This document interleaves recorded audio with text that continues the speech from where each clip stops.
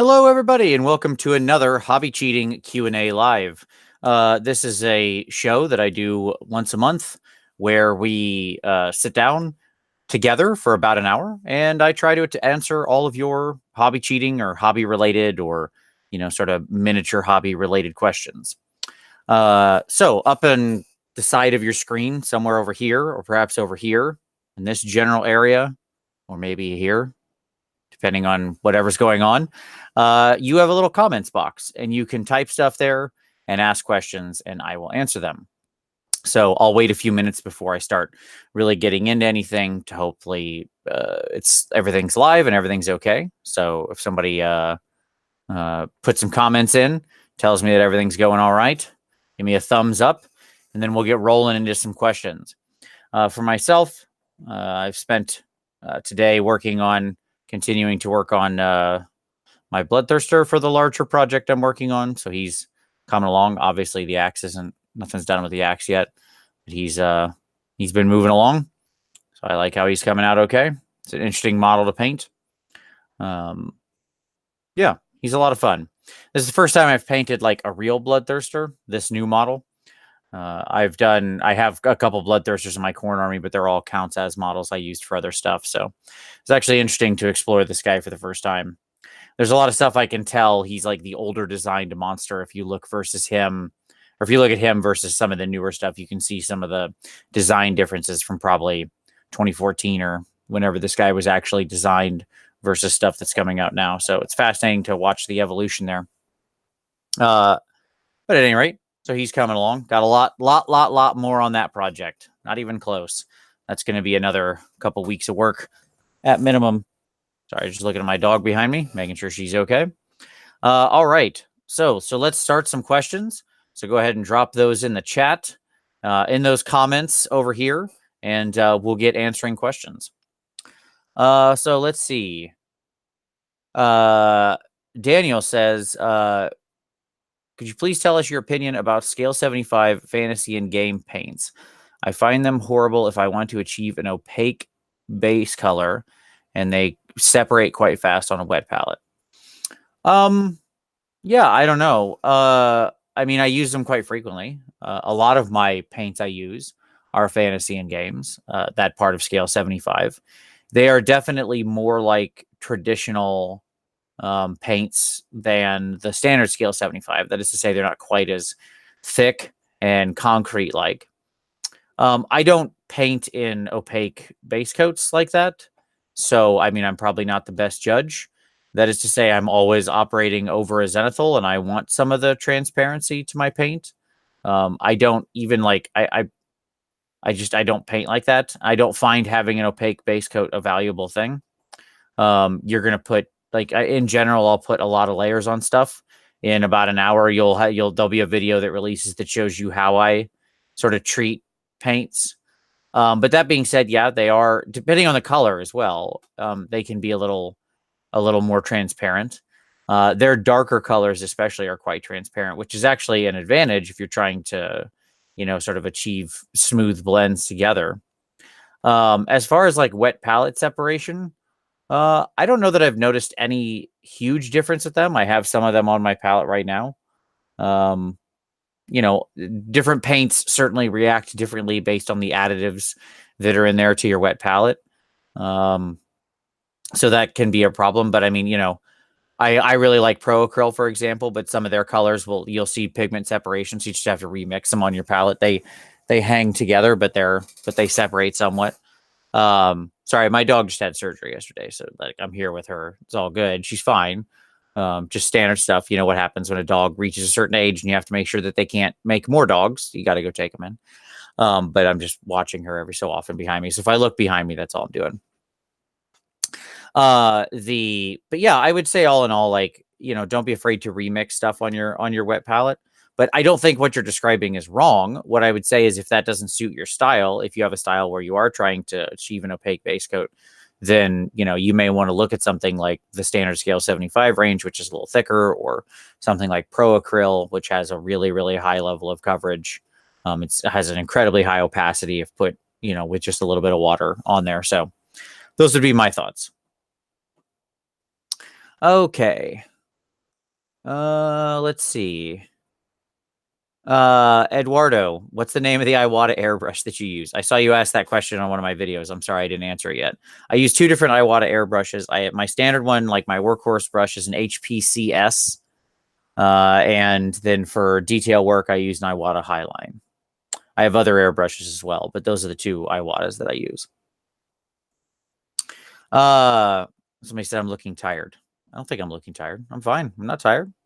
Is it just, it's probably just the shadows from the light. I don't know. No, I'm not tired. I'm good. Wide awake. Okay. Dave.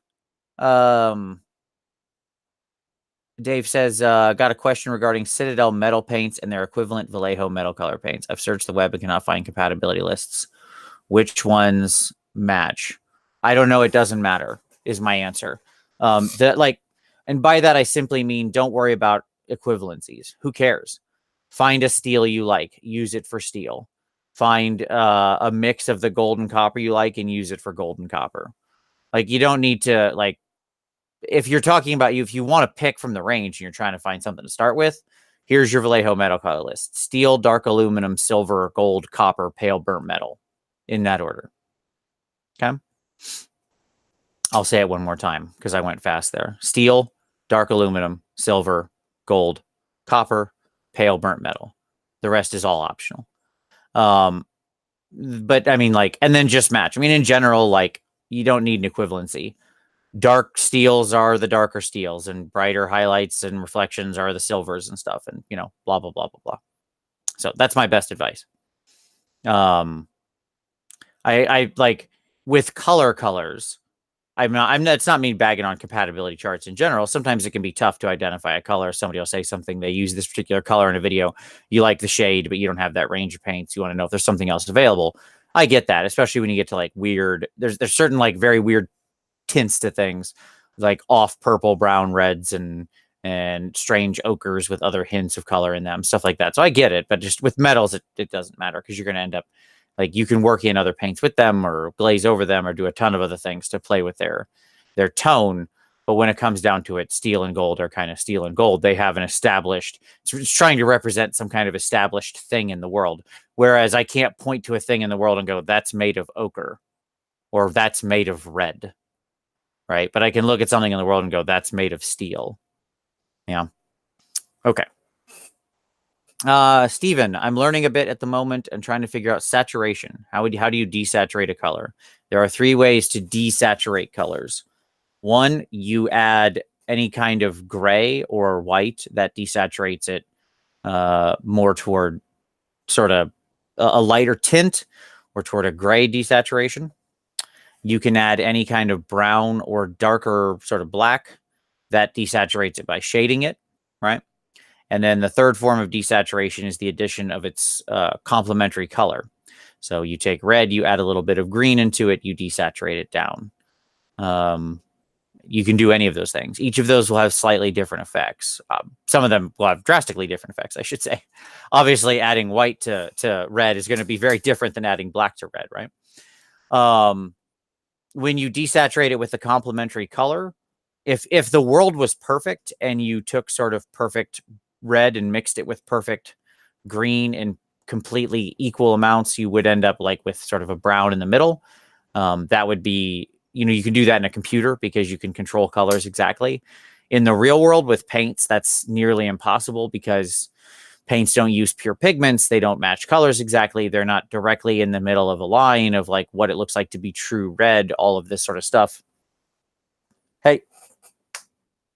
So you have to, you know, but the key is I prefer to desaturate colors with a little bit of their complementary color. If you want to still stay true to the color, that is, say, if you just want a weaker red, then using a little bit of green is great. You have to be careful with that. Red and green are the best ways to do it. Yellow and purple are the worst because yellow is so unbelievably weak and purple is so unbelievably strong. So, you know, you have to be really, really careful because if you touch yellow with just like anything less than the hint of purple, like it got near it, you're going to just obliterate your yellow. So, you know, be buyer beware, I guess is what I'm saying. But that's desaturation. Okay. Yeah, why don't you come under here? Coming down here. There you go. Okay.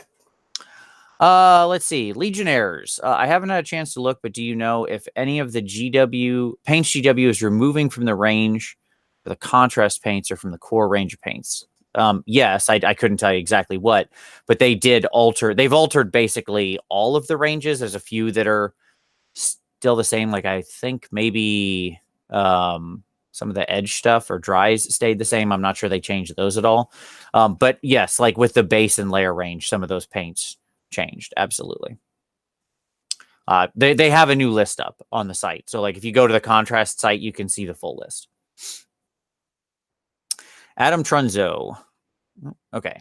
I'm interested some in the dual and diorama categories for Golden Demon. Have you entered these? And are there different approaches you have these categories as opposed to single model entries?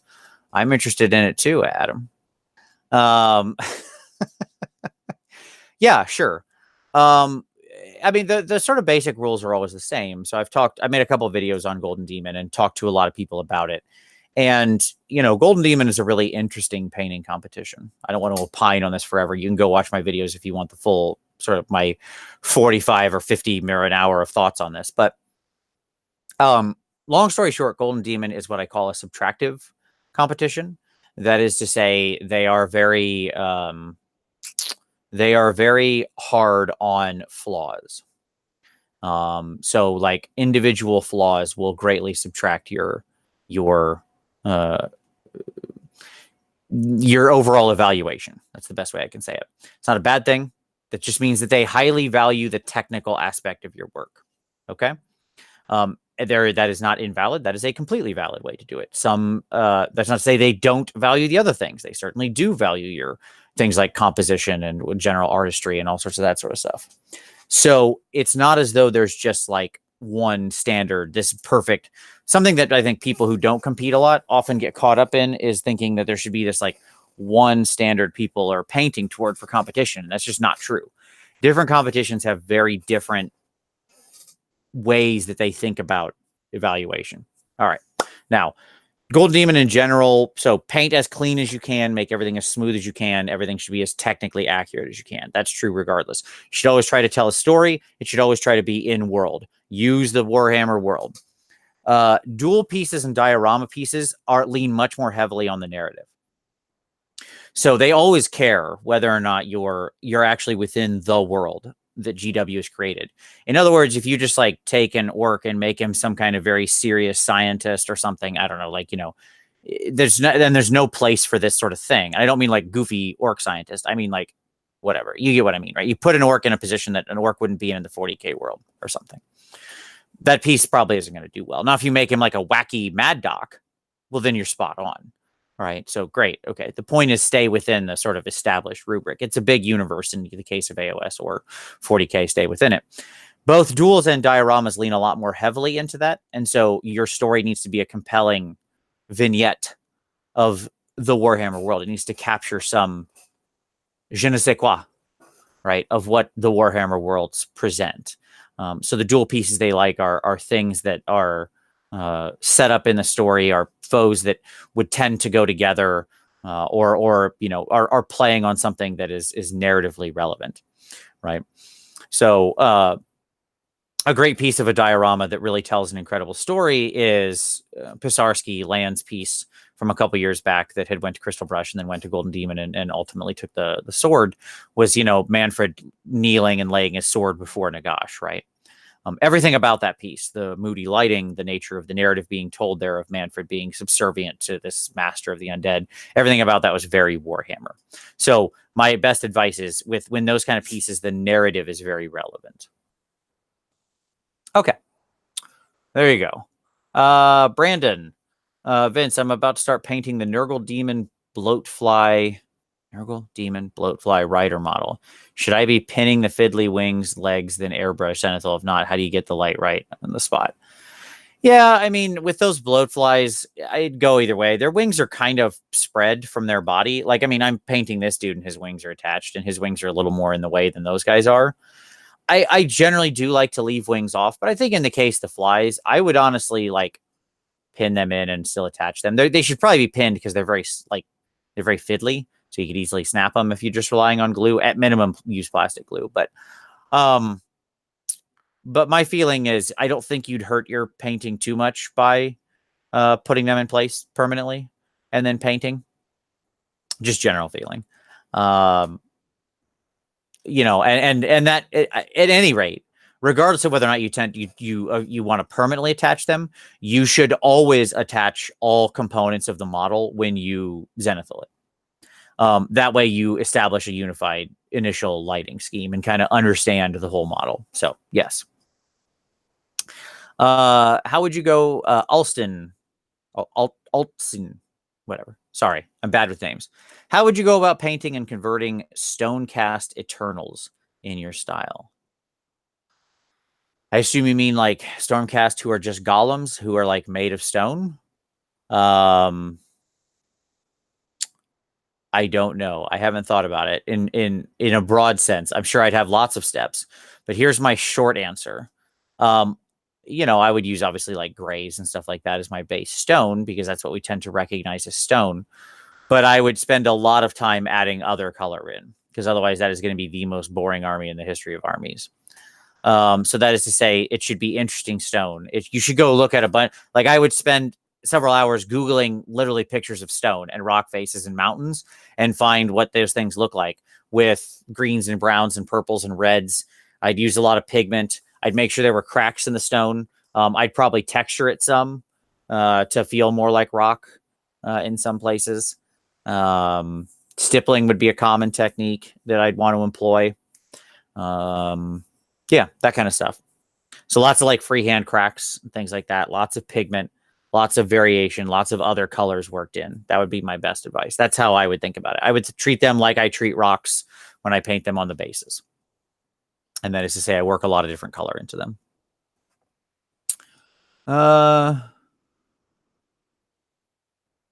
Lead Belcher, which one's the equivalent of Leo metal color? I couldn't tell you, man. I don't use Lead Belcher and I've never touched the stuff. I will tell you that steel is my choice for base color. So steel is a pretty neutral, dark metal, which is what I understand Lead Belcher to be. Owen Jackson, originator of the Bringy Dingy. Yeah, Owen, right on, buddy. You get the credit. Lunchbox the Bringy Dingy. All right. Well, Owen, you're forever my friend. There you go. Do you use any masking fluids for airbrush? No.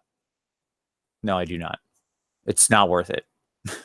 I know there are some people like Angel Geraldes who swear by it and love it, and that's fine. If they're good with it, I'm good with it. No, I keep little pieces of silly putty around, and I just stick that on there if I need to mask something, which I usually don't mask. But if I do, I have silly putty in various places to do it with, and that's 1,000 times easier. I find liquid masks to be the worst. So, personal taste. Let's see.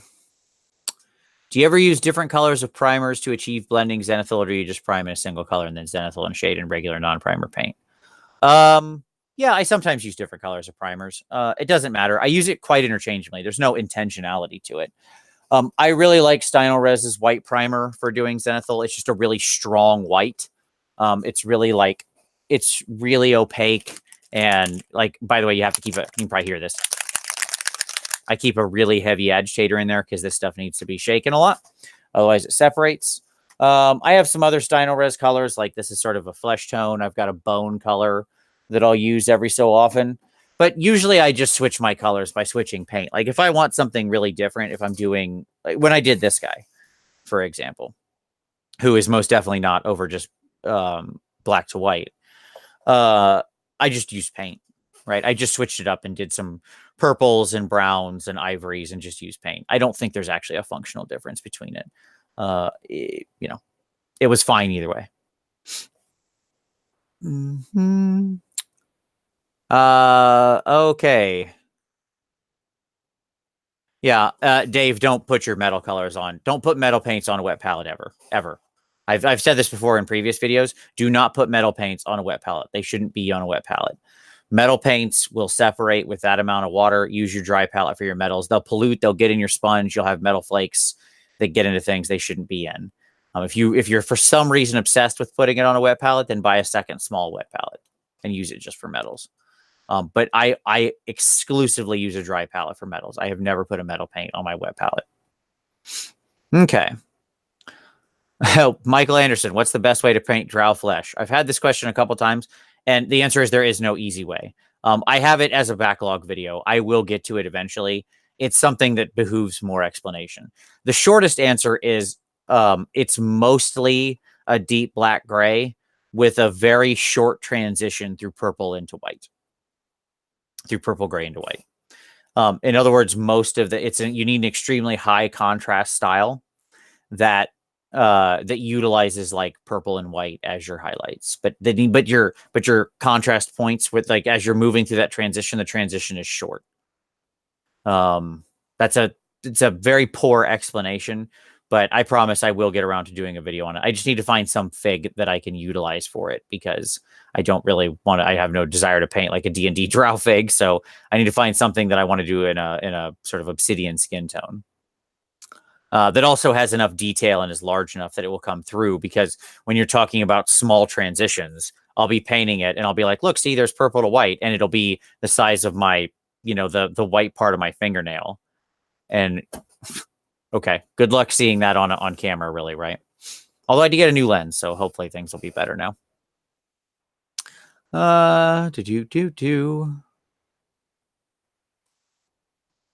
Okay. Theo, hey Vince, when it comes to army displays for competition, what sets winners apart from the rest, both for judge competitions and popular vote? Oh boy, well, that's a big question. They're very different things, judged versus popular vote. Tricks work in popular vote. They don't work for judges usually, assuming the judges have been properly trained. Tricks are things like using overly bright colors, using an airbrush to create like visual pop, things like that. Using blues and oranges. Blues and oranges are the most powerful colors to the human eye, for different reasons, but they are both complementary colors. They look good together, and they both have the most powerful resonance with the human eye. Your brain attracts to those two colors naturally. And so people who use heavy armies with a lot of purple and blue and orange, like my Iron Jaws here, that kind of thing. That wasn't why I painted it like that. I just like that color scheme. Judged competitions. I mean, I can't tell you how other people judge. I can tell you how I judge. You should have a lot of quality. Paint your entire army to a high quality. And what I mean by that, it sounds like such a flippant answer, but what I mean by that is like, I understand it's an army. I'm not going to hold every one of your models to display quality, but I do want to see that you took the time. So if there are obvious flaws, giant mold lines and stuff like that, nope. There you go. Like immediate deduction. If you have your centerpiece models, your big monsters, your heroes, your things that are in the middle, and you didn't put more attention into them than you did to each individual trooper, that's no good. Like I noticed that centerpiece models should look better. They should have higher levels of quality applied to them. I don't generally ding people if I see like they have 40 block hordes and they haven't gone in and done every single possible thing with every person in the 40 block. I get that. It's horde painting. As long as it looks good and you've clearly given attention to it, I'm happy with it. As long as you then went and spent the time on the things you only needed to paint one of. So Sylvaneth is a great example, where like your dryads can look like dryads and can be trees. It can be fairly simple, and that can be very visually effective. When I go to the Kurnoths, I want to see a little more effort. If I'm looking at Alariel, she better be at the height of your ability, right? And if they were all painted equally, there you go. And my other rule is, as I always said, 10, 1, and 1. It should get my attention at 10 feet, my interest at 1 foot, and amaze me at 1 inch. Okay. I should constantly have things I'm discovering as I move closer to your army. If you want to ask, how do you win? Like, how do you separate yourself in a big enough field? That's so when I obviously did the paint judging for Adepticon this year, I'll do Nova as well. And, the army that won pulled me in at every distance, had everything I'm describing, had a lot of good, very strong technical qualities, as well as artistic composition. It was just a strong army in every way that you can be. So I very rarely care about box checking. Like, I don't care if you used freehand or not. It's neat if you did, if you used it well. Great. Awesome. but it's not like an essential component. No, there is no essential component, right? Yeah, hopefully that helps. So that was a lot of random thoughts. Berserk. Just got my airbrush about 2 months ago. It's been great for applying base colors, but I feel like I'm not getting the full value of it. I've tried zenithaling, but I like brush blending a lot. Okay, there's nothing wrong with that. So brush blend. Maybe you should try something like Sergio Calvo style. He does a lot of brush work and then comes back in and finishes everything with an airbrush. He uses the airbrush at the end. So look into some of his videos and tutorials. He has a great Patreon. I mean, if you're gonna ever pay for something like that, I mean, he is one of the best artists in the world. There is no doubt about that. He is a far better painter than I. And you know, if you're gonna spend money, that's a pretty good one. But yeah, my advice is it's a tool like any other. It doesn't need to replace everything. You should use it how you're comfortable. So you know, I use my airbrush a lot as a finisher. I use it to start. I'll generally like use it to lay down some initial spread. Then I go to the brush. I do some brush blending. Then I go to the airbrush and I finish it. So for me, it's a very back and forth process. Yeah, but there's nothing wrong with that. I mean, paint the way you like, right? Use your tools to best suit your style. Radio Free Hammer Hall. Oh, you're welcome, sir. Absolutely.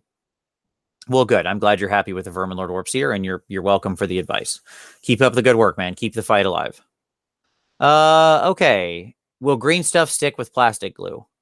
No. You have to use super glue if you want to stick it to something.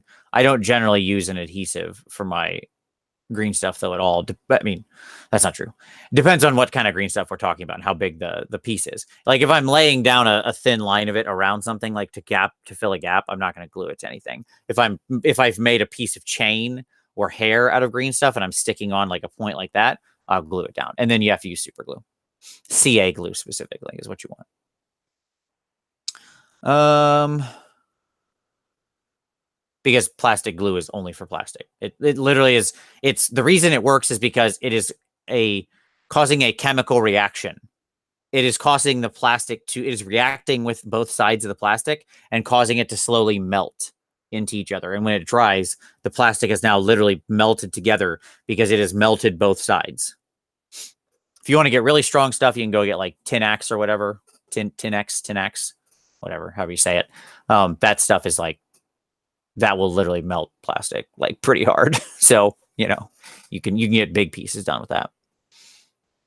Okay. No, there you go. Skunk explains it. Yep. Derek, what color do you find the hardest to paint and why? Oh, that's a good question. Black. Unquestionably black. I hate black. Black is boring. It's the hardest to make look visually interesting. To make it look interesting, you have to go a significant way up, which means a long time of doing annoying blends.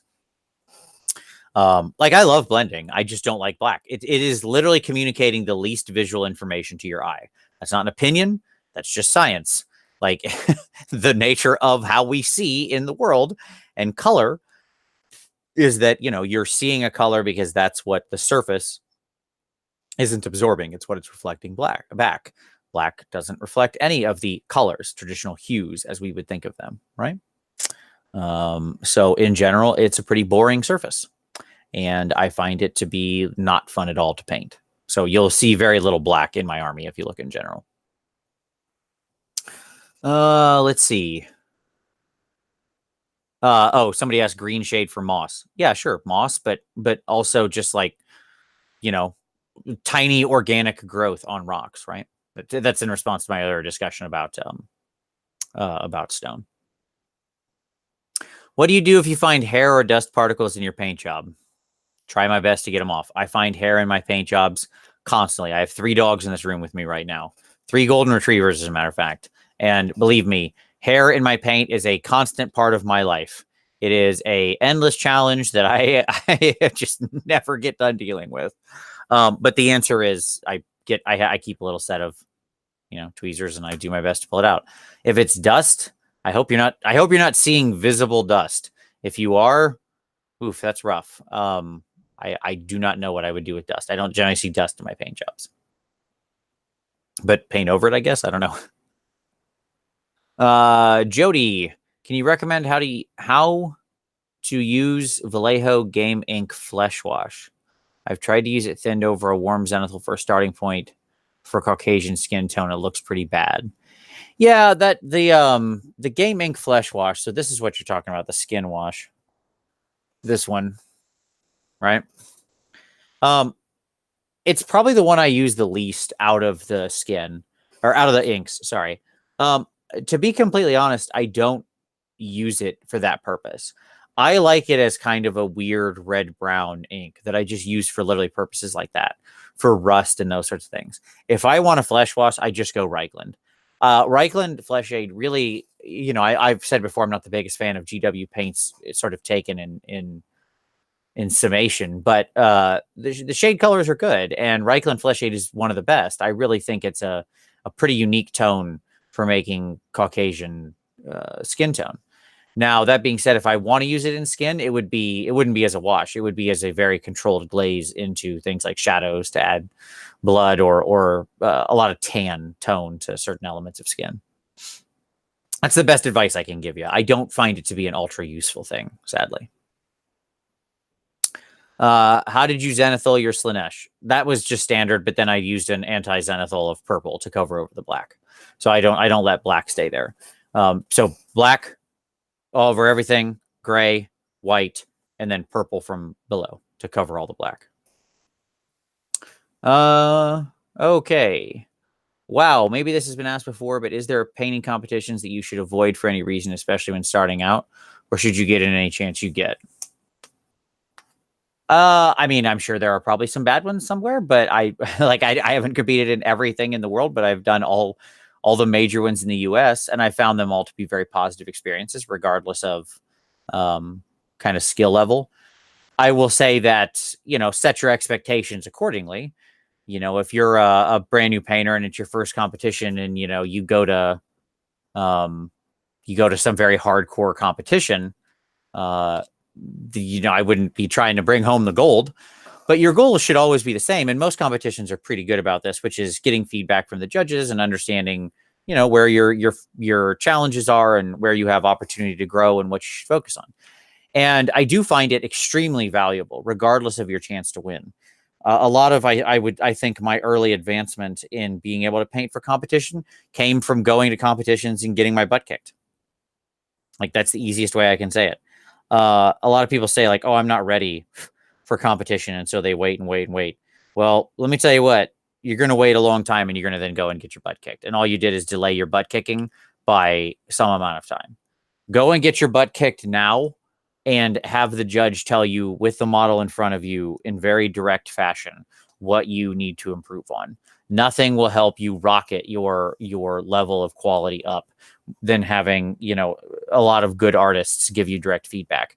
Now, as far as places where you can go to get really good feedback, or that are very friendly to new painters, I would recommend, actually, there's 2 different competitions that happen on the exact same day, sadly. So you can only go to one of them. But Nova in DC, Northern Virginia, which is a competition at a convention called the Nova Open. The Capitol Palette is the name of the painting competition, specifically started by Roman Lapat. I don't think Roman will actually be there this year, sadly, but he's there most years. But he has a suite of very accomplished judges. And what's great about it is they have 3 different, it's an open system, which I like, because you get recognized for your skill and you're not really competing directly against other people. You're competing against yourself effectively. And there are 3 different skill levels. So there's an apprentice, journeyman, and master category, and you decide what level you want to enter. And so that's very friendly, and the judges are generally good about feedback.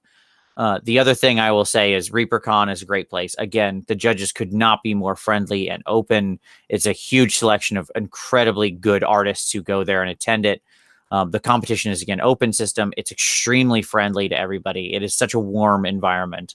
Both those competitions are absolutely lovely and wonderful. You will meet incredible people at both of them. And both of them are great for getting feedback from new people. I could not recommend either one of them enough, and it breaks my heart that they're on the same day, because I would unabashedly go to both without hesitation. Let's see. Okay. AWB, Vince, many of your Zenithal videos have lighting directly overhead. Do you have thoughts on not directly overhead Zenithal, like staring off in the sunset? Yeah, sure. So I actually, like I say overhead in simplicity, but I actually usually try to set the light at more like 130, right? Like right now, go outside and look at the sun. Quick, everybody run outside. No, not really. I mean, just because it's only 1:30 here in the Eastern time zone. Somewhere else in the world watching, you're like, it is 1:30 in the morning. What are you talking about, you lunatic? No, that's very funny. So, I actually try to set it to the side just a little bit. So, for example, I just keep using this guy because he's right here, but sorry. There's a little bit more light from this side of him than this side, and there's more light up top than down below. So just like I tried to cast it like this, but it's still above. Now, as to alternate directions, sure, you can do it. And there's nothing wrong with it. Like you can kind of go I know another popular setting is kind of front on and back on. So people literally talk about kind of having lights looking more like this at this angle. So more closer to the horizon line. You just need to understand how it's going to motivate your shadows, right? You can do it in any way you want. Humans in general are pretty used to light from above. We spend the vast majority of our life being lit from above, whether it's by the sun or whether we're inside where we tend to put lights in ceilings, right? And not like at eye level shooting us in the face. So people will find it a bit unusual. So you generally, if you're gonna move the lighting to some other sort of like non-motivated, obviously motivated source, that is to say, like we can assume the sun is up there. If there's going to be lit from below, you generally want to give some motivation for that's happening. Create some kind of other reason why the light is happening from that angle. There's a fire over here. There's a bit of magic going on. There's something that's motivating this other light. Konstantinos. Hey, Vince. Sorry, I probably butchered that, by the way, buddy. Thank you again for the Europe time zone friendly Q&A. No, this is when I like to do it. So it's generally good, I hope, for most people. Hopefully by this point, our West Coast people are up and around and people in Europe are still awake. So it's, I think, best I can do for this side of the globe, I guess. Question about watercolors. Do they actually need shaking to work? I know the one coats do, but what about the rest? I still shake them a lot. They're generally as a gel. They don't, with most of the like standard watercolors, I don't really see much in the way of separation. But as with all paints, I mean, it's just good to give them a nice shake. But I don't see a lot of problem with separation. That gel medium is actually really good at suspending the pigment. And with the vast majority of them, I really, like I haven't touched... Here we go. I haven't touched this paint in a long time. And you can see there's not really much in the way of separation there. There's a space. The paint line is right there. That's where you can see that dark spot. But it's, I mean, I would shake it before I used it. But, I think it would be fine if I didn't. I don't generally get, it's separated if you've ever taken paint and like squeeze the pot and you just get like pure medium out. And you're like, oh, now this paint's thicker now. Okay. Maroc. Currently painting a white wolf using the alternative fur painting method. Awesome. Finding the lines between the fur clumps to be too dark. At this stage, what will you use to fix it? Yeah, that's a challenge you can run into when you're doing that technique, is you kind of have to go back and forth, Maroc. So for those who are curious, I have a video I did recently about alternative fur painting through sort of clumping. And you can go watch that for more explanation. But the answer is you take some kind of midtone and you start shoving it up in there. Just literally take a brush you're not going to hurt, like a cheap synthetic like I use for most of my painting, and you just push it up in from below to get that on there, to get that lighter color in there. And I know exactly what you're talking about, Maroc. I ran into the same thing because the first time I did it, I actually started with a really, really dark black gray and then put white fur over top of it. And I was like, whoa, this looks like a zebra, So you've just got to neutral that out a little bit, pull up the tone by sort of forcing paint up underneath. Adrian, are you going to be teaching anywhere near New York City this year? Right now, the nearest I know that I'm teaching is at Nova, which is in DC. I haven't scheduled like my really later in the year stuff yet with CK Studios, so maybe is my answer. I still haven't looked out for what the end of the year / early next year schedule is. So stay tuned, I guess, is my short answer. I don't really have anything planned out beyond Q3 at this point.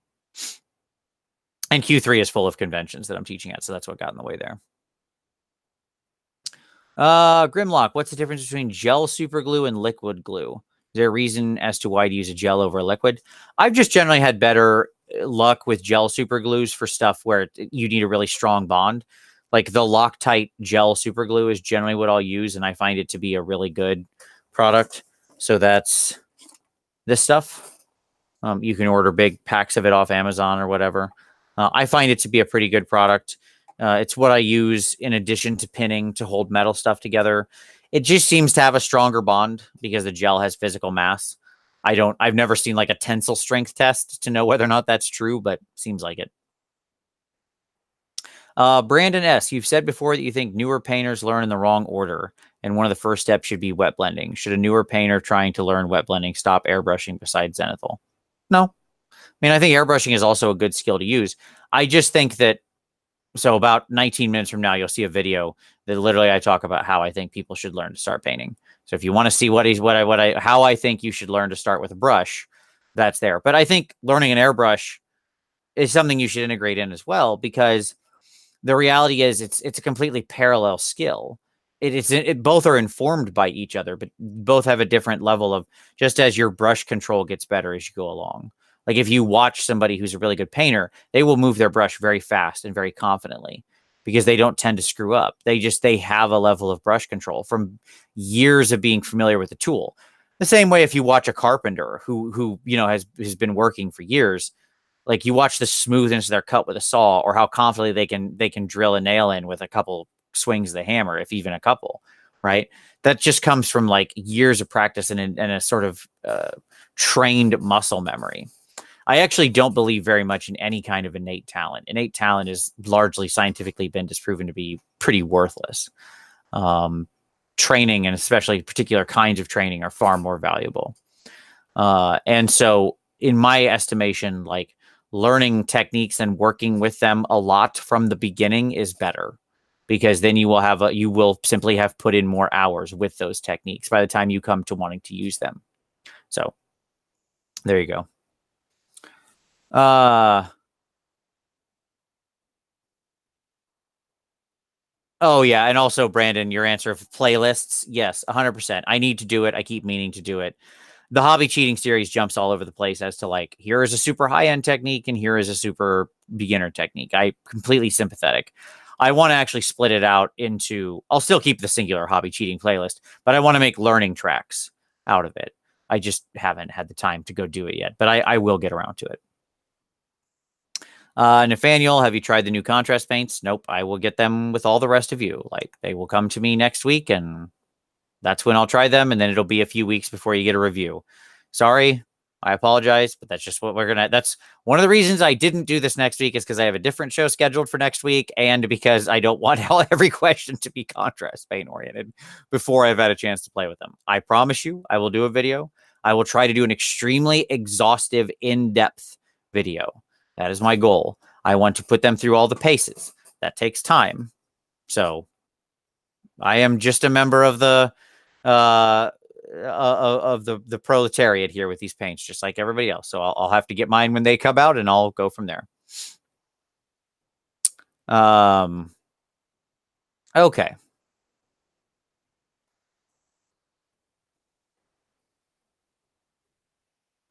Dark Dust. Have you tried Scale 75's new Velvet Skin paint set? Not quite sure if that or their normal skin tone set would be good for a more Arabic brown skin. I couldn't say. I haven't tried it, so I'll take a. Let's see what that is. Let me look at what it is real quick. Let's use the internet. Scale 75 Velvet Skin set. Okay, let's see. Velvet Skin. What's in here? Yeah, so it's one of these like combined skin tone or combined sets that combines like the two, like some fantasy and game paint. It's all existing paints. Let me see what's in here. Let's see. Light skin, pale skin, crimson, resurrection flesh, harvester flesh, orcish dermis, Bosch chestnut, and black earth brown. Maybe is my answer. I will say that's a heck of a combination of tones. I like every one of those tones. That's all really popular stuff that often finds its way onto my palette. The Harvester Flesh and Resurrection Flesh comes out of the one of the like unnatural skin tones or something paint set. Orcish Dermish comes out of the Orc paint set. Bosch Chestnut and the Black Earth Brown come out of the Fantasy and Games copper and whatever non-metallic metal. And the Ball Crimson comes out of the red set. The light flesh and the pale skin both come out of the obviously the skin set. It's a really nice combination of tones. I actually do think that's quite a smart play there. I like all those paints together. So if you were asking me like, would I buy the normal flesh set or that one? I think I would buy this one, honestly, if you don't already have a bunch of the other sets. It's really nice. Now, I will say it might be worth in adding on individually, like the African Shadow and the Arabic Shadow. Those are both also really nice, just shade tones that might complement all of that really well. So there you go. That's my thoughts on that. Okay.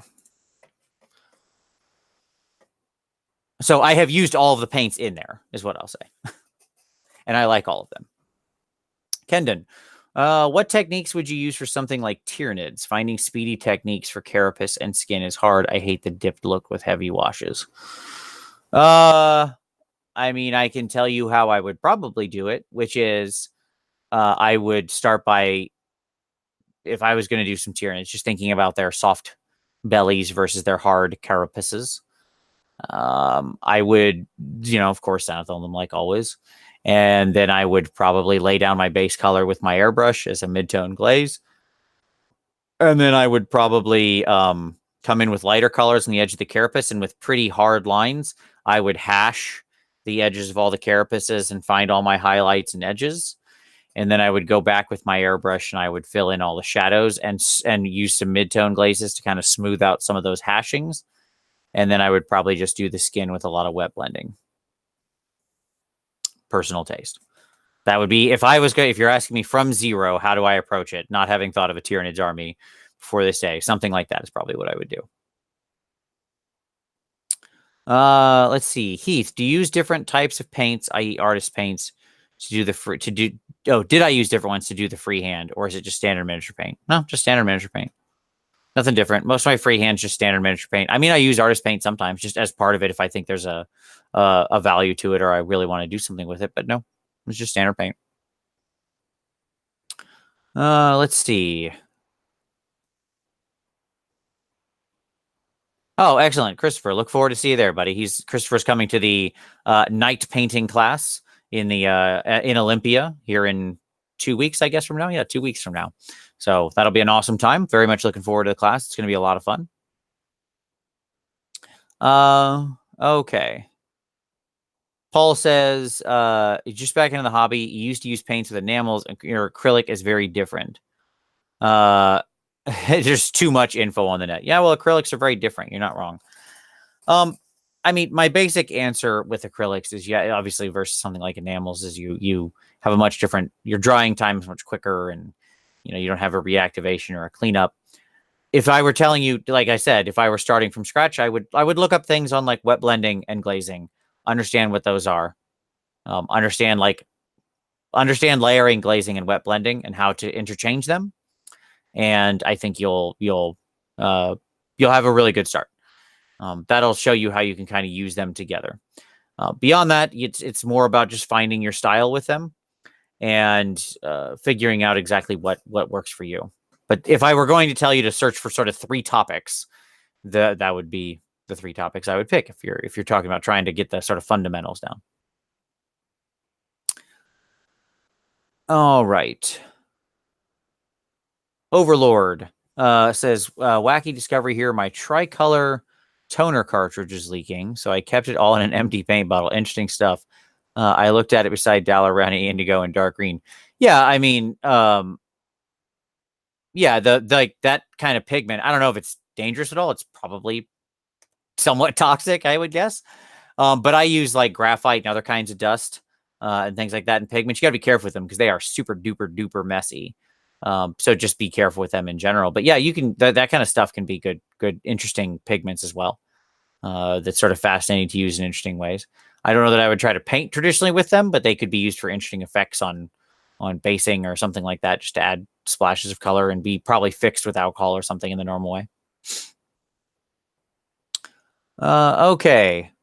Scott says he got best in show today at his store's hero painting competition. Awesome. Way to go, man. Congratulations. Okay, Legionnaires, how do you schedule your painting time to avoid being a project squirrel? I have 10 different projects on the desk staring at me. All right. This is a question that you're not going to like my answer to. You ready? Stop doing that. Keep yourself to 2 projects. How do I do it? I work 1 project at a time. And I keep a side project that is there if for some reason I get burned out. So for me, it's, I don't know if you can really see it, but like right here, there's a piece of terrain that I was working on. It's a thought that is a mindless project, right? Here I am doing the most intensive thing I can do. I keep that to the side. But I have a very like, my personality is such, everybody has different personalities. Like I am not one prone to distraction. When I'm sort of the like dog with a bone personality. When I start something, I finish it, period. It will get done. It will get done or I will be dead. Those are the only options. Okay. Now, that just happens to be my personality type. Different people, different strokes, different folks, blah, blah, blah, blah, blah. But my best advice is do try to limit yourself. Like keep yourself to 2 projects. There's a lot of research in sort of, other fields, not miniature painting, that generally 2 projects is sort of your optimal efficiency as far as working goes. And my advice is, figure out what makes those projects interesting to you. And if you don't have the tenacity at that moment to finish it anyways, not to the level you wanted to. Just get it done. Because putting it to the side just hangs more. You're just swinging around a bunch of swords of Damocles over your head. And it will make you paint less by having more things going. Because you will have this opportunity cost fire of like, I don't know what I want to work on. If I work on A, I can't work on B or C or D or E or F. You're making your choice of a project more costly by having more things going at once. By me working on this, there's nothing I'm not doing other than a thing I don't care too much about. If you have 9 other things you could be doing, when you pick one of them, that's 8 things you didn't do. Right? So my best advice is try to restrict it. Now, as far as scheduling time goes, yeah, I mean, do that. I don't know your schedule. So whatever you can afford. Like different people have different amounts of time. Life is life. It's tough. I understand it. I'm not going to tell anybody they should paint more or less. Do what you do. We all have lots of competing interests in our life, and your family and your work and those kinds of things should take priority. But my thoughts is set yourself up for half hour, an hour a day. Keep your paint spot ready. Pick a project you're working on. Set yourself a time frame. Limit it to like a week. I'm going to work on this for an hour a day for this week, and then I'm going to be done. And it's done. It's whatever it's at. That's where it's done. So you can box projects in different ways. You can time box a project or you can quality box a project. And the problem, but you can't do both very easily. Quality boxes can go on forever and lead to like cost and time overruns. Time boxes don't. They have a set stopping point, but they often can be lacking in perhaps quality. But if you learn something, then it's still valuable. Best advice I can give. But if you make it a regular part, if you schedule it into your phone, if you put it on your calendar, if you make it something you have to do, it will just become second nature. I hate days when I don't paint at this point because I paint so much, because I have a problem and I'm addicted. So there you go. Okay. Tips for painting pools of blood like on the corn judgments, not dried or aged blood. Sure. Use realistic water, mix in some crimson color, some kind of realistic water product, magic water, still water, Woodland Scenics realistic water. I don't really care. Mix in some, paint them okay, let's walk through it. Here you go. Step 1, paint them a very dark red. Step 2, paint them highlight your areas that you want highlighted with pink. Pink. Real pink. Maybe not bubblegum pink, but pink. Okay? Like pink. Pink, pink. Step 3, take some realistic water and mix it with some crimson color. Put a nice thin layer of that over the top.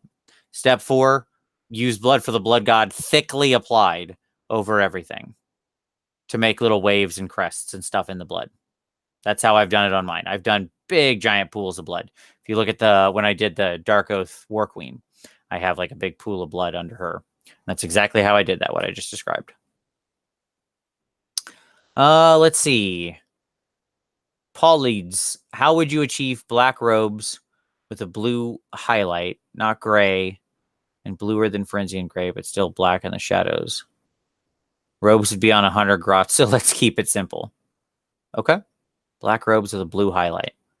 I would use my standard Zenithal technique, and then I would mix a blue-black paint in the airbrush as a thin glaze, like lean more toward the blue, and then I would just glaze toward the shadows. Like I would glaze over it until I darkened the Zenithal back down. And that would be a 2-step process that should be pretty darn easy. There you go. That's as simple as I can make it and say I would do it. Rerolling ones, Jack. What airbrush do you use? Funny, I asked this question at the very beginning. My standard workhorse is an Iwata HPCS. I also use an Iwata Highline. I use an Eclipse, right? I use an Infinity CR Plus. This is my favorite airbrush. It's pretty gorgeous and wonderful. It's got such a smooth control. Like that's some German engineering at its finest. I use a couple Grex, GX2 and GX3. Yeah, I like all of them.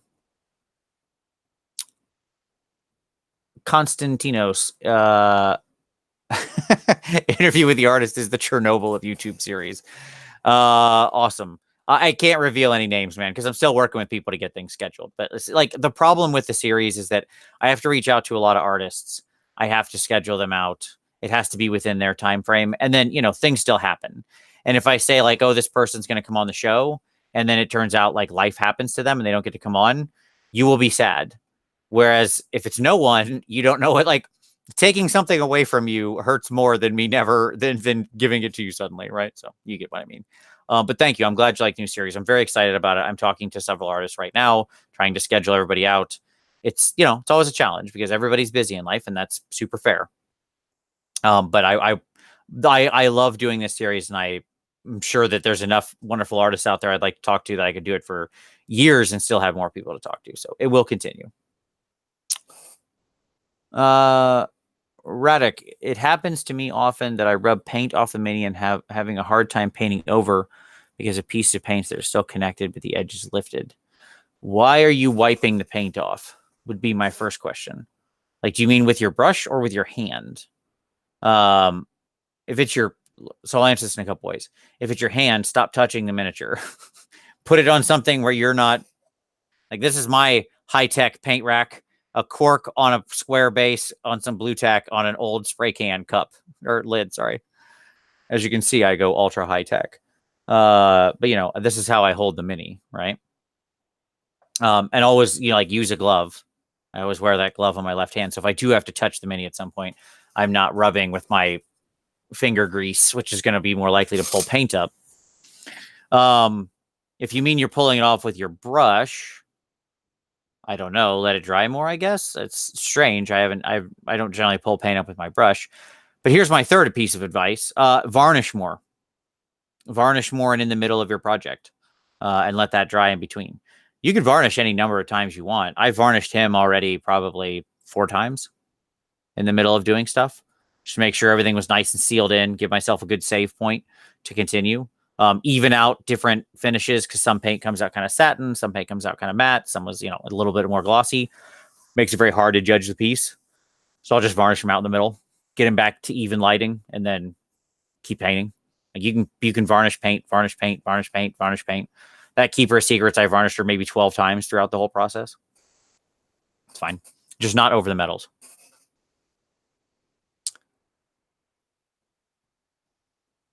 All right.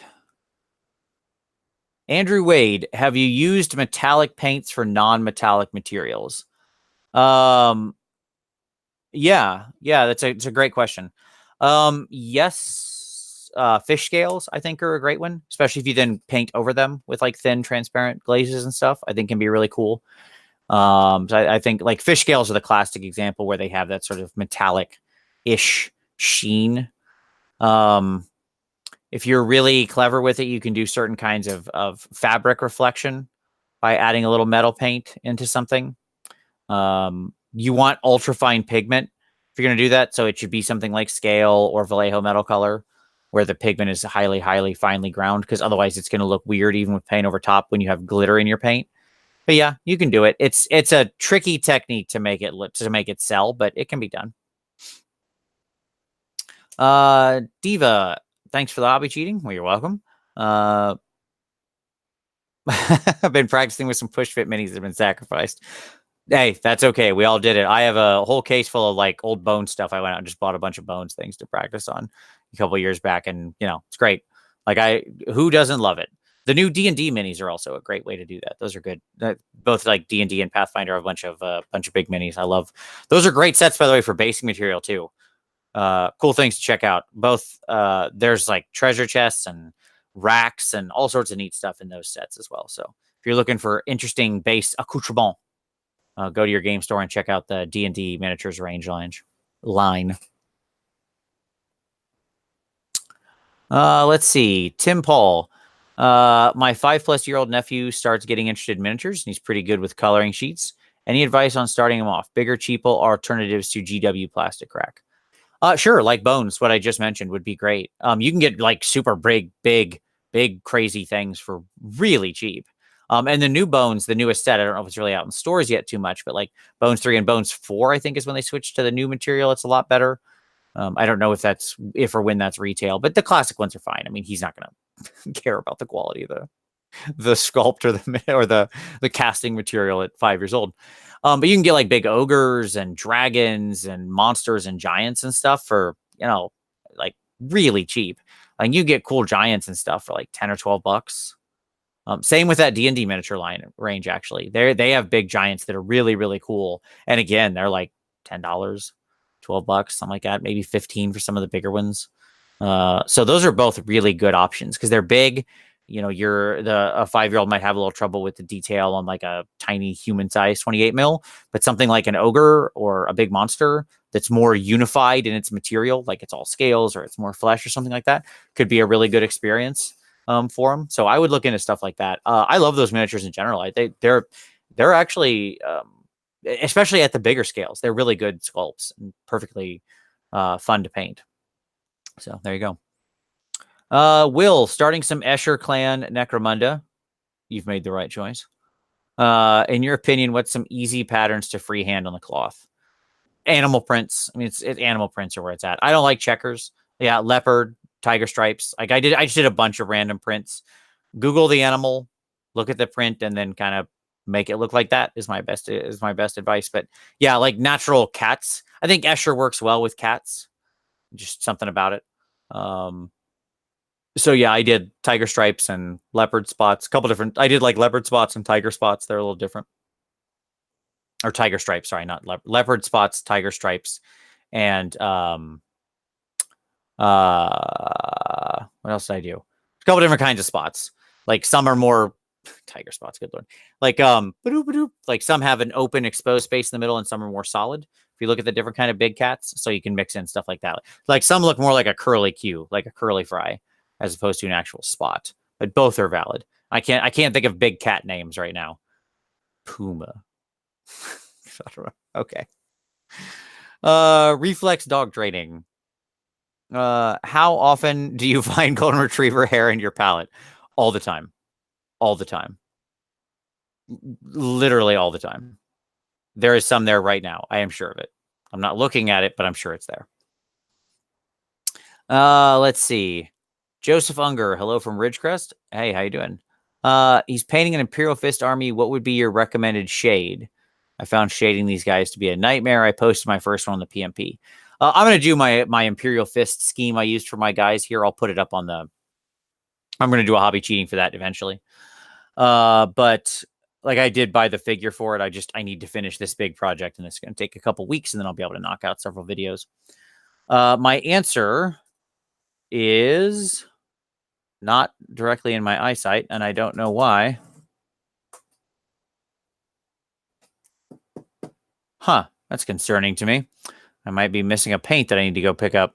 Either way, the answer is light rust. The answer is Vallejo light rust. I don't know where my light rust scurried off to, but that bothers me. I might need to go buy some new light rust. I'm usually very persnickety. All my paints have a place. I know where every paint is, and that one spot is open. Anyway, light rust. Vallejo light rust. Thin to a glaze. That's your answer. I love that for yellow. I think it's a wonderful color to shade down on Imperial Fists. You can mix it in with a little bit of the yellow if it's a little too strong. If you're not as confident with your glazing, it still mixes wonderfully together with the yellow, so you can use it that way too. All right. Mickey R. Just put 4,000 points of partly painted models on the wardrobe so I don't have to look at them. There you go.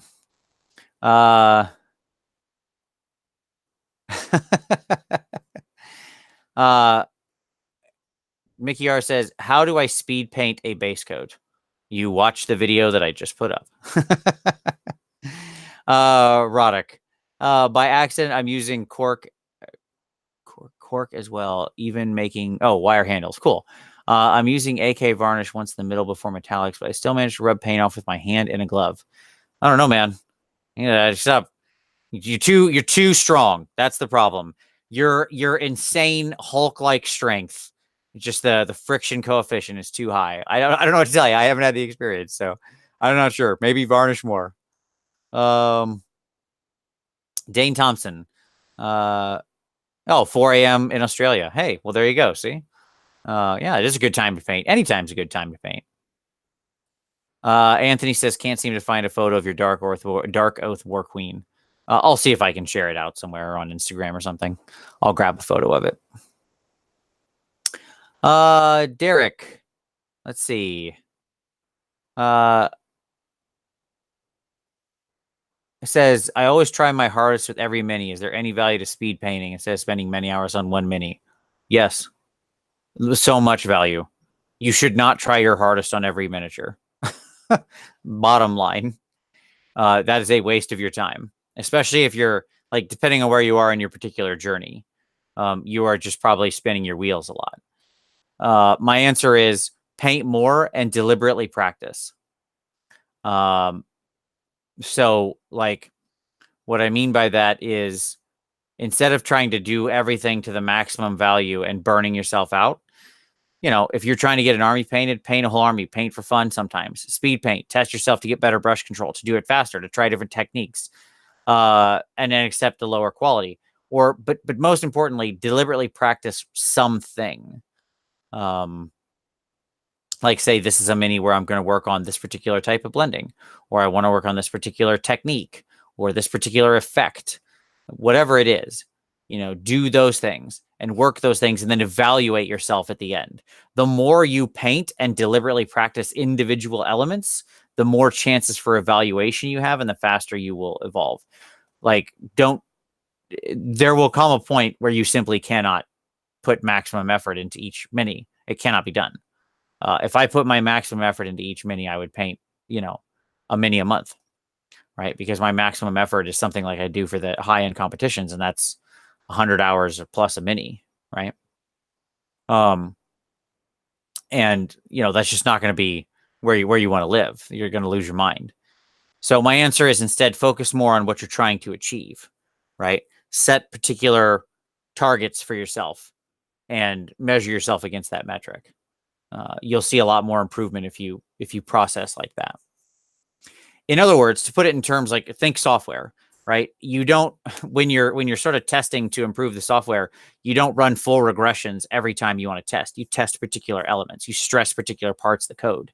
Now, every so often you do a full regression where you run the whole thing top to bottom, right? And that's how I think of painting. Every so often I push myself to my absolute limit, but most of the time I'm just running little stress tests, little QAs, little unit tests, whatever you want to call it, on particular elements. Can I do this to a level I want to do it to? That kind of thing.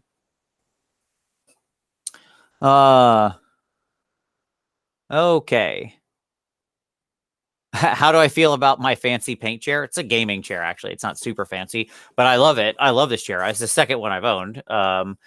That's not a ding on the chair. It's just if you sit in a chair for 80 hours a week or however long I sit here, you will tend to. And I rock a lot. Like I'm a mover in my chair. In case that's not obvious, I don't just sit here. So like I tend to be hard on chairs. I don't think I'm a particularly overweight person. I could certainly stand to lose a little weight, no doubt about it. But I don't think I'm stressing the chair like that. I'm certainly a far way away from svelte. I'm sure we could all afford to lose a few pounds, but I like it mainly because it has good back support. There's like a thing right there, and there's another one down here at like for lumbar support, and that's a really big deal. I sat in like this chair, this crappy chair. My dog is currently sleeping, and you can't see her. She's out of frame, but she's down there for a long time, and it nearly destroyed my back. And then I got better chairs, and my life got a lot better. I wasn't in chronic and constant pain. How weird. So like back support is pretty important. I'm pretty sure Kathy did steal the light rust Mickey. You were painting terrain. The light rust is over there. It's not. There's no paint over there near it. I am mystified as to where this paint went. Like when I say I have a particular spot for all my paints, I'm not being facetious. I mean, I have 600 paints on the wall, and I can tell you where every paint is. I know them all exactly by heart. Everyone has an exact slot where it goes. And when something isn't where it belongs, that disturbs me. I don't know where it could have gone. So I have to order more of that. Because clearly it got lost somewhere. Chances are what happened is I took it to a class or something, and then it didn't go back in its bag. Okay. Bum. Matt Orton. Hi, Vince from the UK. Hello. I just got back in from his local GW store after trying the contrast paints, mixed them with a medium, and they made a beautiful glaze. Was that what you'll be using them for mostly? I'm going to certainly try them in that capacity as well as many others. So yeah, I'm going to try them as glazes and as interesting things. Ben Komitz did an awesome piece using basically a heavy body acrylic white. He used in schmanky white. It sounds like such a funny word, schmanky. And just contrast paints, and did this whole giant Cthulhu head, and it was gorgeous. Now, I mean, Ben Komitz is, again, one of the greatest artists in the world and a far better painter than I. And, so he can do incredible things like that. I'm pretty sure no matter what paint you give him, he could achieve incredible effects. But yeah, I think I want to try them with things like loaded brush, lots of different interesting blending techniques. I know they're very water averse. The paints are somewhat water phobic, which is interesting. So you want to use them a little differently. So that'll be interesting to play around with. Who is your favorite doctor? Oh, not a hobby related question, but I'm glad we're down to the most important questions. And the answer is Matt Smith. I liked him the best. I thought he was really good. I like Tennant a lot. Tennant was cool. I like Capaldi. I thought Capaldi was fun. Jodie's fine. No issue with her. Like all the new doctors, I don't find any of the old doctors really compelling because I didn't really like the old show. The relaunch is where I was at, but I don't know. Matt just had a sort of arrogance to his personality as a doctor that I suppose I enjoyed. He also had some of my favorite lines. Like they gave him all the best one-liners. So like his introduction of "I am the doctor," so basically run, was like one of my favorite introductions for how to beat a villain in all of the history of that. So there you go. All right, let's do some lightning round now. We're over our hour, so we'll answer questions quick as I'm coming down to the end here. Let's see. Dane says, one question I could think of at 4 a.m. In what situation would you turn to heavy body acrylics over other paints? I used them here, and I'll tell you exactly. So I used them on this guy. God, I'm glad this guy's here. He's Mr. Reference, right? Okay, so see the light color here, right? The highlight color. That's a heavy body acrylic. Specifically, it is Golden's Indian yellow hue, it looks a little orange here, but it's actually quite yellow ochre. It's a wonderful color, and this has an intensity and an ability to blend in that I'm not going to get out of the normal paints. Like I can put a big glob of this down, like literally a glob of it on the miniature, and then start pulling it out. and then start grabbing a little red from my palette and smoothing it into the red. Literally, I'm like putting a dot of it down here and then wiping and pulling the paint out. And then I'll go in some red paint and smooth the edge of that and do this sort of blend and paint on the miniature. When I want to do a lot more like of these sort of paints onto the miniature, it's where I'll grab my heavy body acrylics. So yeah, hopefully that helps, especially with often weaker colors like yellows and stuff like that, where I want to make sure they're nice and vibrant. Recommended airbrush varnish brand.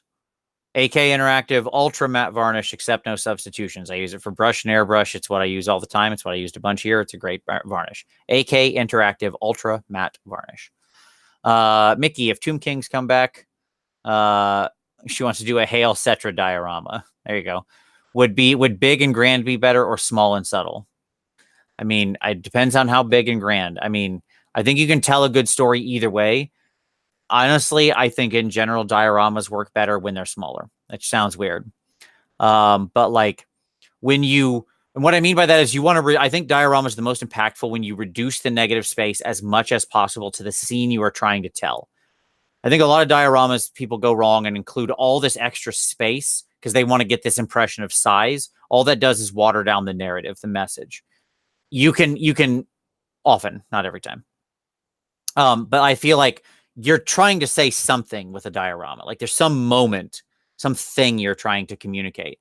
And so I think using interesting angles and cuts and slices and really focusing and honing in on the narrative and making so the negative space is reduced often tells a stronger narrative. Personal opinion. But if you have a big space, you have to use it all and make it all visually interesting and all coherent into the narrative. Have you done a video on how you organize your paints and work area? Yes, I have. If you go back in the hobby cheating series, there's a video called Your Hobby Space, and I walk you through literally my entire office and how I've organized everything. Sebastian. Oh, okay. So asking about my Queen of Ecstasy, who's right there. How did you achieve the ceramic effect on the faces and the kneecaps and such? Just blue and white paint. It really wasn't anything more to it than that. It was just thinking about what I wanted those shadows to look like. I used mostly pro acryl paints because since I was doing it for Creature Caster, I wanted to use their paints for the most part. The only time I strayed into other paints is where I needed sort of a color they didn't have or to achieve, something like that. But yeah, it was just their blue and white wet blended together. And then, the sort of freehand over top to make that effect, but it wasn't, I think I was using, what was I using for that? Probably one of the blues. I don't remember which ones, like one of the non-desaturated blues, probably heavy warm gray and bold titanium white. Probably those are the three colors I used and just kind of wet blended them all together. Can't think of anything else I did different on it. But blue makes a good color for feeling like that ceramic cold white, I think. Best way to learn color theory? Go take a degree. Go get a degree in art. No, I mean, watch a couple of videos. I mean, really, like, you don't need to know all of color theory. You just need to know the basics. There's a lot of good articles out there on color theory. You can get real in the weeds. You don't really need to know the deep science of it, as long as you kind of understand when and what you're doing. That is to say, what's complementary and what does it mean to balance? And then you can you'll just kind of get these things intuitively, like the nature of saturated colors and how you have to use them versus desaturated colors. There's a lot of good videos around about it.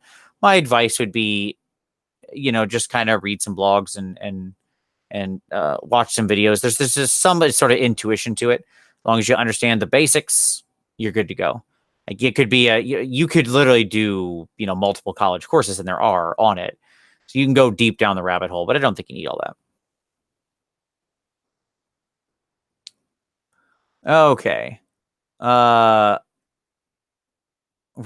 Sure, this will be a fun thing to answer on. Raconic, can you explain your problem with Citadel Metallics, whether it matters or not for tabletop? I think it does.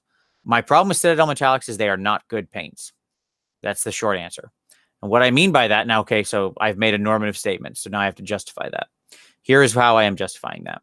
I judge metallic paint based on how much it looks like metal. That seems to be what it's trying to do. That seems like a fair thing. I don't believe I'm being unfair in my criteria.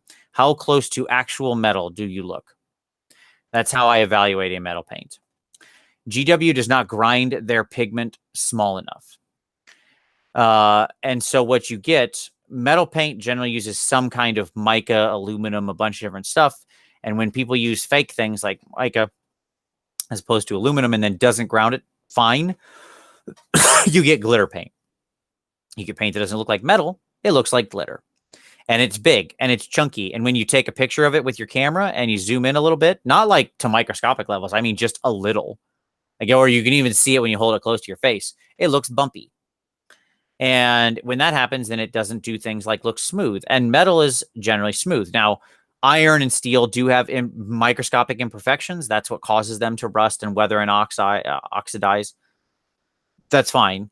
You can get at stuff like that in other ways than having just big pigment chunks. And so it both doesn't look like metal. Its finish, its sheen is not real metal.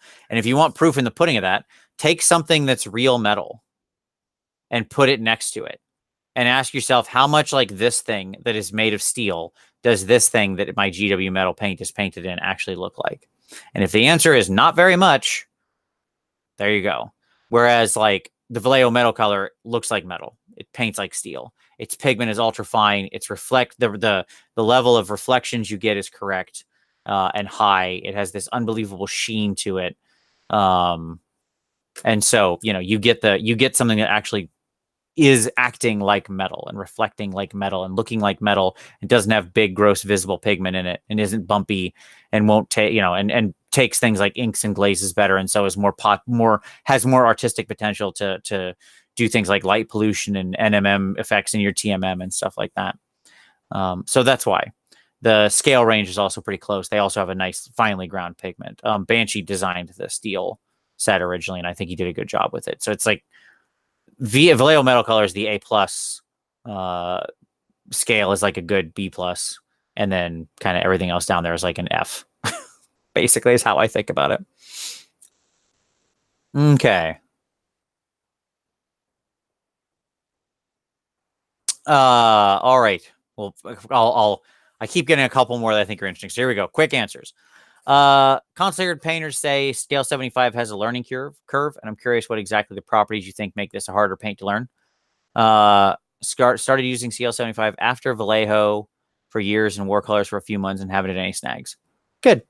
I mean, that's fine. Then it sounds like you're thinning it and you're working with it that way. And if you already worked with watercolors for a couple of months, you already had experience with gel mediums, and it sounds like that's how you're working with them.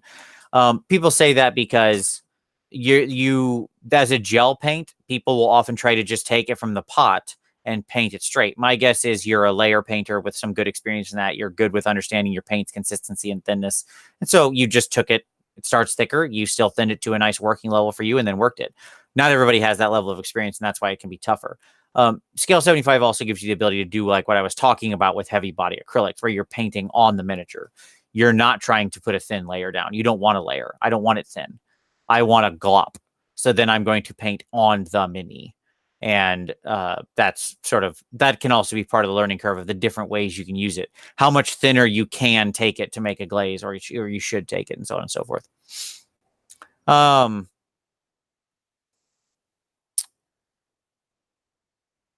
Oh, Roddick, what primer are you using? Let me ask that question.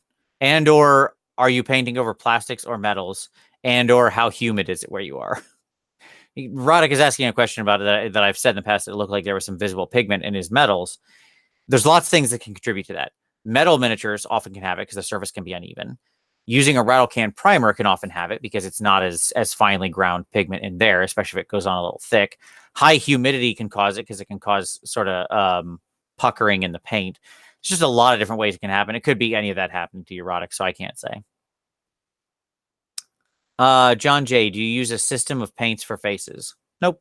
Just do whatever I like. Like, that is to say, I have no particular colors. I paint skin with different colors every time I paint. I have zero consistent skin recipes.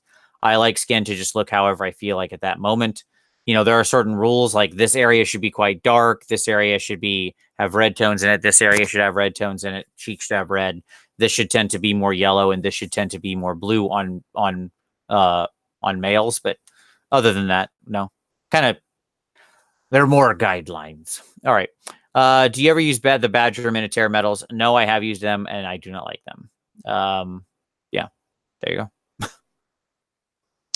How would you theme a Slaanesh army to be from Heish? Oh boy. I have no idea. I'd have to think on that. Lots of very, very bright colors is my short answer. But go to a warm scheme instead of a. When I think of Heish, I think of yellow. I mean, like all the art that we've seen of it is yellow. So I would say like Slaanesh often uses colder tones, but switch over to a very warm tone, yellow tone instead of like the. And when I say that, I just mean they often use cold whites for their sort of pallid skin. Switch over to maybe more yellow tones. I don't know. I'd have to play with that. It's an interesting question. Do you do one-on-one advice? Not really. I mean, other than this, which is people asking questions. If you're asking, do I have like some service where you can, that kind of stuff? Not really. But the PMP, which I am, is a hobby community that I run, and the link is in my PMP videos on the channel. If you want to join, it's a Facebook group, and I do monthly feedback on miniatures. So if you can post one miniature in there a month, and I can give you some feedback on that. It has to be a finished miniature. You can never post more than one, and it has to be a specific thing you're asking for a question on or for feedback on. But I'm happy, but I do that through there. So that's kind of how I do this, closest to that kind of advice. Let's see. And then John, does using quickset on superglue prevent frosting on minis? Getting frosting when I superglue chain for my Black Templars, thanks. No, it'll still frost the same. In fact, it might do it even a little more with quickset. I mean, the answer is you often have to paint back over what you glue on. So, like, I assume you're attaching chain later after you've done it. Use less glue. Number one, it sounds like you're like, you use less glue than what you're using is my first piece of advice. You want to be super minimal with your super glue. And second, oftentimes if you're gonna sub-assembly anything or put glue on, you often have to repaint it after, unfortunately. And you can just paint over super glue, by the way, once it's totally dry. But I paint over super glue attachment all the time. It just happens. Oh, the metalsmith set. Yes, they do have other metals, and I don't like those. The metalsmith set is okay. Like I really like the ores. I don't like the metal paint in there. That's the short answer. There's only actually one metal paint in the metalsmith set. The ores are great. They're really nice, basically sort of ghost tinty like inks that have a sort of shellac type of medium, I suspect, to them. But they're great. I use them all the time with my metals. The ores I really like. So there's about 5 ore colors in there, like a black, a brown, a red, a yellow, a blue, and whatever. I like those. I think those are really good. So there you go. Hopefully that helps. So there we go. That brings us to the end. I meant to do an hour. We did 90 minutes. It's all good. They were all good questions. So totally worth the time. But with that, it is time that I call it a day. I got some other stuff I need to take care of. But as always, thank you very much. I hope this was helpful to you. I started dating these. Somebody had given some advice last time about putting the date in the title. So I started doing that. So hopefully that'll be helpful. If you like this, hey, give it a like. It's always appreciated. I hope this was helpful. I do this about once a month. I normally try to do it in the middle. This one's a little earlier because I have things scheduled the next 2 weekends. But I thank you. I hope you enjoyed this. And as always, we'll see you next time.